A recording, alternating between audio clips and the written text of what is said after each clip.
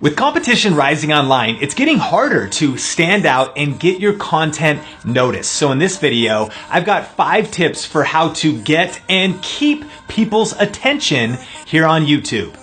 Coming up.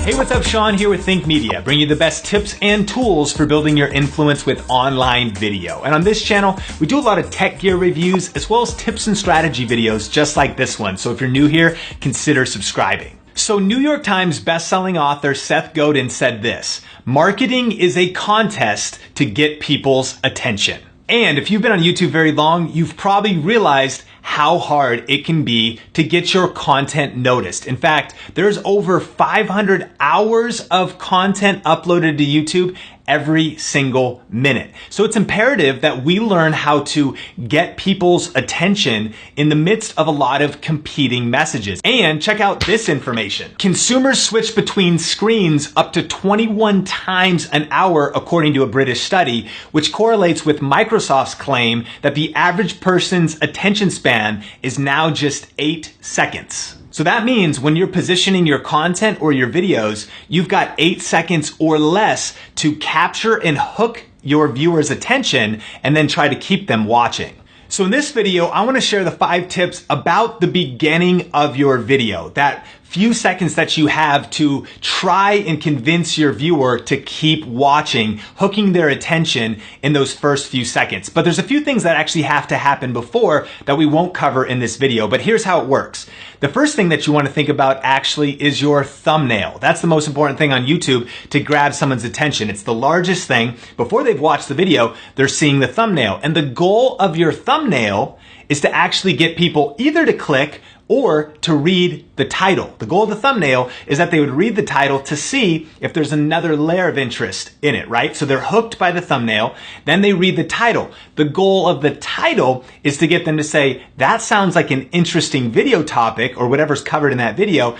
I want to click through and watch that. Which brings us to the first few seconds, which of course the goal of the first few seconds is to get them watching the rest of the video. So let's talk about some of the best practices for that hook, for that beginning of your video. But before we get there, let's talk about 2 big mistakes that I see people make all the time when it comes to the intro of their YouTube videos. Mistake number 1 is simply just wasting time. With those stats that we just read, there is no time to waste, especially at the beginning of your video. Every word counts, every second and microsecond counts. So the biggest mistake I see people make is spending some time welcoming people, just shooting the breeze. I mean, you're wasting time and audience retention is dropping like crazy if you don't get to the point right at the beginning of the video. The second big mistake that I see people make is they start with the logo or their bumper before they even get into their content of them on camera. And so you might notice here on Think Media TV that we always start with, the regular intro and then there's a bumper, and it's also very short where it flashes the camera a couple times and then it says Think Media. And so the biggest mistake that I actually see people making a lot is they'll play like a 10-second intro or sometimes like a 30-second intro, which is kind of an old school mentality. It's kind of like thinking that like of a TV show. You'd watch Friends or Seinfeld and they play like the long introduction and you're like, I've seen it before. That's why these days on Netflix, right, you can say skip intro. And so the biggest tip there on YouTube is don't start with a bumper. It's okay if you have one, but try to start with you on camera or something interesting on camera to have a hook before you go into any kind of crafted bumper or intro for your videos. Okay, so saying all of that, let's jump into my 5 tips for how to create a powerful hook that grabs people's attention at the beginning of your videos. Tip number 1 is tease the content of your video. So let's check out a quick example in a video that's all about how to get free stuff on Amazon. In this video, I'm going to share with you how I get free stuff on Amazon and my 5-step system for how I actually earn money in the process. Coming up. So a couple things to note about that introduction is first, it is 10 seconds long. So it probably would have been better if it was 8, right? Because again, you have 8 seconds of people saying, do I want to hang around and watch this? Is this what I thought it was going to be? Do I want to, actually get this content or not? So you're trying to pack as much in as you can in those first few seconds. And a couple tips here. One is you really want to make sure that that first few seconds is in alignment with your title and your thumbnail. Think about congruency through the entire process. Someone comes on YouTube, they're looking maybe for some information or some entertainment. They see a thumbnail, they think that looks good. They read the title, they're like, I do want to check that out. And then they watch the beginning to decide if it's in alignment with what they thought it was going to be. So keep things aligned. In this case, the video is about how to get free stuff on Amazon, and I restate that. Additionally, try to tap into the viewer's emotions and desires. So one of the things that I did in addition to the factual content of the video, there's going to be a few tips about how to get free stuff on Amazon, but then I was also talking about and how I actually make money out of the free stuff that I get. And most people probably want to make money, right? You're trying to tap into a desire that the audience would potentially want. And then the last thing to consider here is features and benefits. The features of the video is like, hey, this video is going to show you tips on how to get free stuff on Amazon, and there's 5 points. Be looking for the features, there's 5 points. Well, the benefits are what do those things actually get you? So when you're pitching your videos, think about the benefit is, I'm going to show you how to optimize your YouTube videos.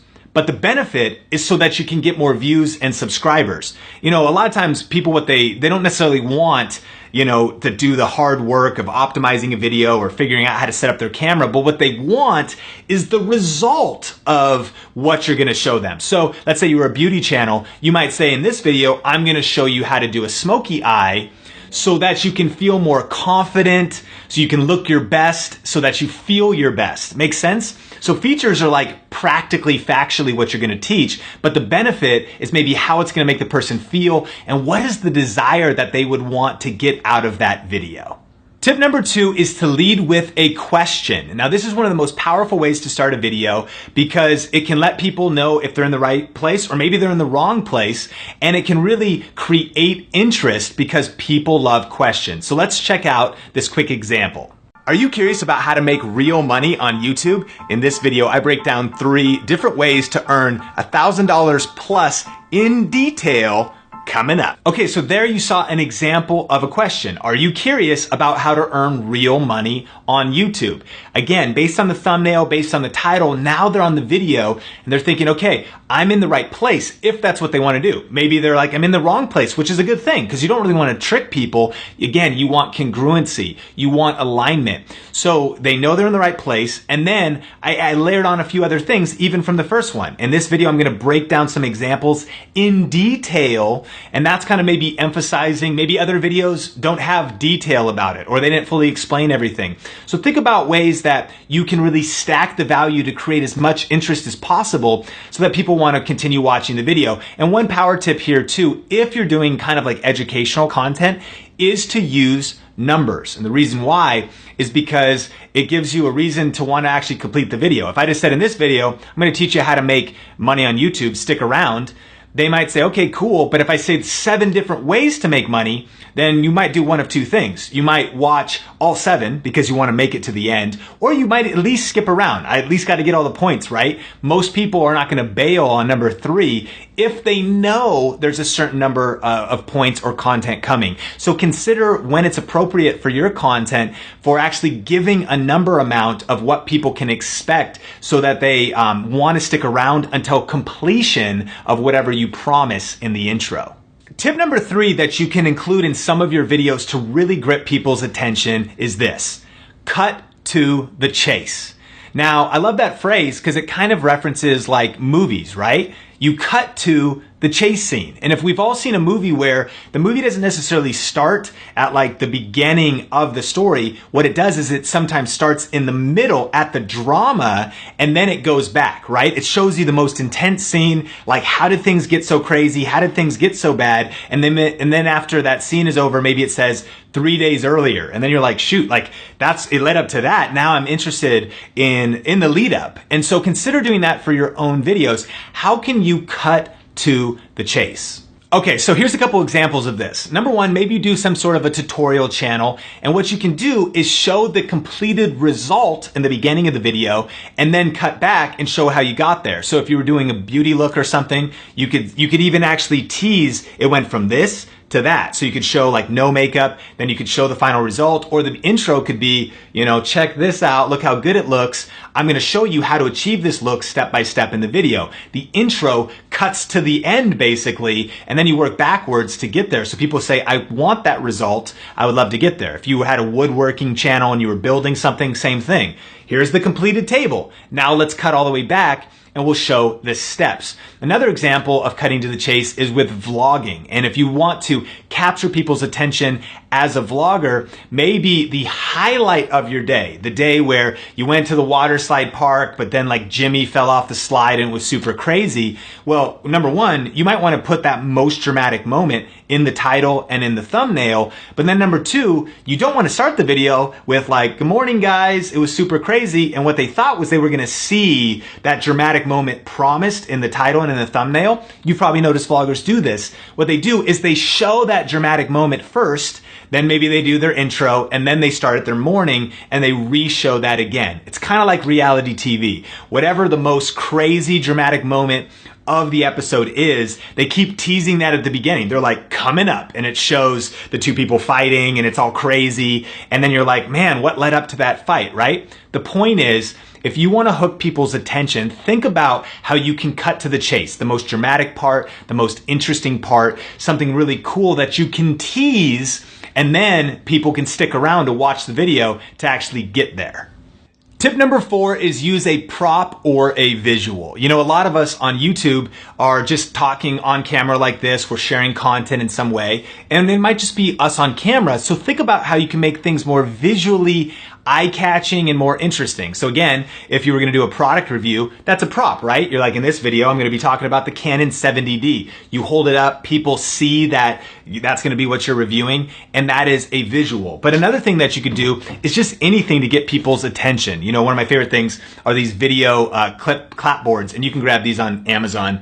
I'll link to this one in the description below. But again, maybe you just want to say, you know, adds a little noise, some color. Just what are some ways that you could visually capture people's attention? This also could be like a cool location. Maybe start someplace else and people think they see the views, they see the background. Things are more interesting because if you can make the shot more interesting and hold people's attention for a few more seconds, then they might hear you out to be interested in the rest of the video. But again, if it's not visually interesting, whether it's the location or whether it's like something to look at or like what's happening on camera, you know, those types of things, they may not stick around. So these are just tools and tactics that you can stack in your videos to try to get and keep people's attention more.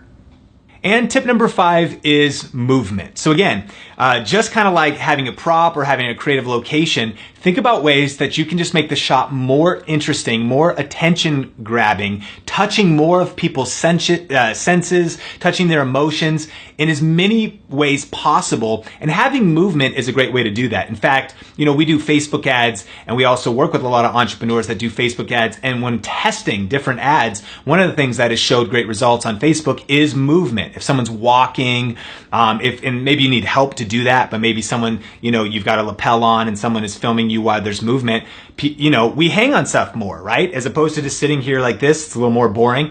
Movement can really spice things up. And then you can actually take these different tips and stack them in whatever ways you want. So let's actually check out this example right here. All right. So I just got back from a trip to Idaho testing out the Canon SL2 for vlogging. It was a super random day full of meeting up with entrepreneurs. I think there's going to be some broken knees. Like, so many people here make it a little bit, get fancy. And breaking the world record for the largest game of bubble soccer. Let's go! Let's break some records. Let's check it out. Okay, so from watching that example, did you see a couple of these tips all combined in one video? That was the goal, right? And so number 1 is I just had the tripod on a camera, but the movement was me walking into the room. And I came in, I wanted to kind of go fast so I could get close to the microphone as quick as possible. But that was some movement. You know, additionally, I had a prop. I said, you know, in this video, I do a test of how good the SL2 is for vlogging, and so I hold up the prop, and so that kind of teases what's coming, and that was the point of the video. It's like, how good is the Canon SL2 for vlogging? But then additionally, I also teased a couple of the upcoming scenes, right? So I thought about this, and I thought about, in that case, Gary Vaynerchuk was in an event that I was at, so I wanted a clip of him because I knew that anyone who knew him, maybe they'd want to watch the whole video. I wanted to show some kind of clips and some different moments from that day, teasing that we broke the world record of bubble soccer. It was a pretty interesting day, so I had a lot of content to use, but I stacked all of those different things, and then the video played out from there. But the goal was to, all in those first few seconds, to try to not just get the viewer's attention, but tease enough content and give them enough reasons to want to actually watch through the whole video. Okay, so those are the 5 tips, but let me actually share a quick bonus tip that you could do as well from time to time. And that is actually saying and giving a reason for people to watch until the end of the video. So in this video, it would have been me saying like, do you want to figure out how to keep people's attention on YouTube? Well, in this video, I'm breaking down 5 of my best tips of how to do it, and watch until the end for a sneaky case study that revealed a trick that nobody knows coming up. And so it's saying something like that, like watch until the end because I have a free download for you, or make sure to watch until the end of the video to see a comparison between this and that. And so consider at times when it's appropriate to actually give a reason for them to watch until the end of the video, especially if it's a good, compelling reason. And you can include that either in your intro or even maybe in the first part of your video. Because again, people's attention still drops off. Maybe they only watch 3 of 6 minutes. But if you give an actual good reason that would add value to your audience, they might want to watch till the end if you tease it up front.